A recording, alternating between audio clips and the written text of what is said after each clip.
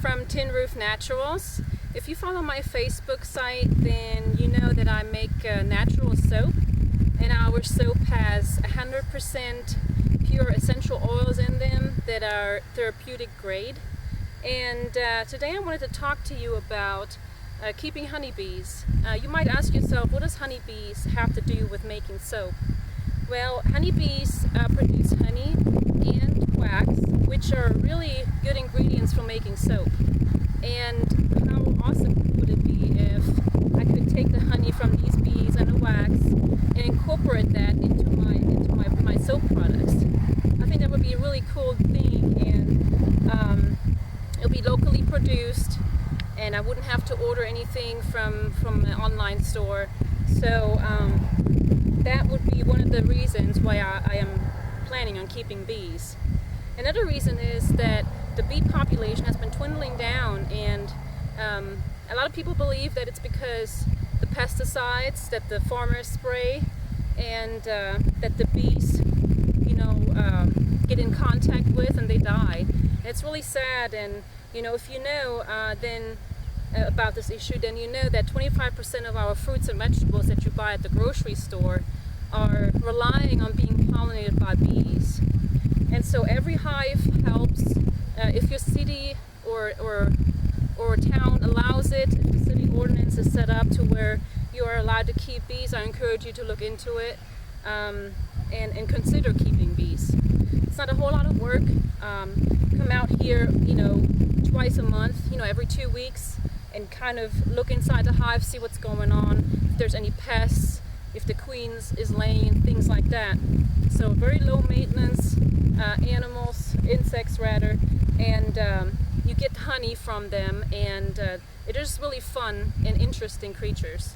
So our bees are on order. We ordered them back in January, and they're going to be shipped from Georgia.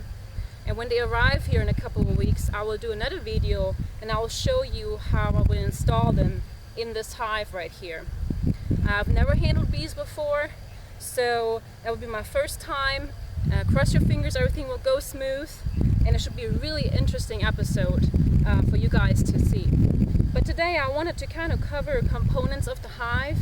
As you can see, this morning we came out here and we took some of our leftover limestone blocks that we use for our retaining wall, and we just kind of use it as a base for the beehive to kind of keep it off the ground just in case it gets wet and muddy, and from ants to really get into the hive. We're probably going to still have problems, but we're going to try to manage it that way. And so the components of the hive is really simple. Now, this is a starter kit. When it comes to the mail, it's usually unassembled and it's not painted, so it's natural wood, and you have to put it together. You can already purchase pre-assembled hives. It costs a little bit more. To give you an idea how much it is to start with bees, for all the equipment, including the box of bees, which is about 3 pounds of bees, and the suit, this basic setup, the veil, it's gonna run you about $400 to $450. But it's really an awesome hobby, and there's a lot of bee clubs in the area. Basically, almost every county has a bee association that you can sign up for, and they can mentor you through the first couple of years, and that's a really good support system there. But anyway, so I'm going to get started with the components. First on top you have the outer cover, which is out of wood. Of course, I painted it with 2 coats of latex paint just to kind of keep it, you kind of prevent the water from getting into the wood and protect it from the elements. And it has a thin sheet of aluminum nailed over it in case, when it rains, water will pool on top of this hive, and the aluminum will keep it from getting into the wood. And you have the inner cover. It's just this piece right here. Very simple. And then finally you have the actual bee box, and this is what it looks like. When I install the bees, I will just pour them over here while the hive is sitting right side up, and they go in there, and then I will install the queen, and you will see how that works once I have the bees. It'll be very interesting. But these are frames, individual frames that you can pull out. And this is how you would come out and inspect your hive. You pull one frame out, you check it, and you put it back in. This is comb foundation. It's a plastic sheet, and it's got already the honeycomb formatting here, and it's covered with a thin layer of wax. And that is to entice the bees to actually draw out the comb and put their honey and their brood in there. So really neat. But there's 10 frames in here, and that's the actual bee box. Once they fill out all of these frames with brood or honey, we will add another bee box on top of it so they can expand. But for the beginning, this is the basic setup.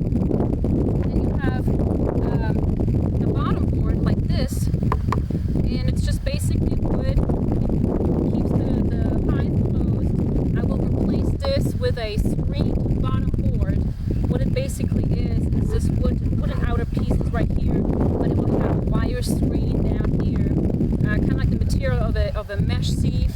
You know what I'm talking about. So if there's pests in there and they happen to fall, they won't fall right here and go back up into the hive. They will fall through the screen and onto the ground, and they can't re-enter the hive.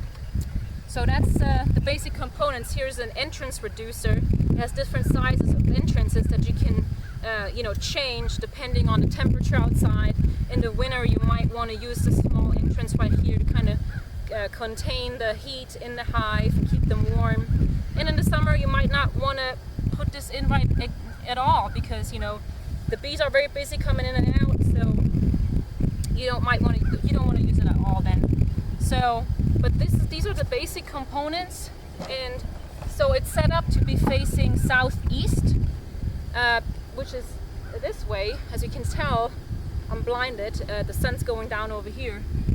Southeast, because when the sun comes up in the morning, the first sun rays will hit the entrance over here and will warm the hive up. The bees knows it's time to get up. It's time to go out and forage. But yeah, so this was a quick introduction for you about the components of the beehive. And in 2 weeks, when the bees come in, I will do another episode for you on how I'm installing them. And tomorrow we're getting 2 baby piglets in. So if you're interested in watching that video, I'll do a quick one for you to kind of show them to you.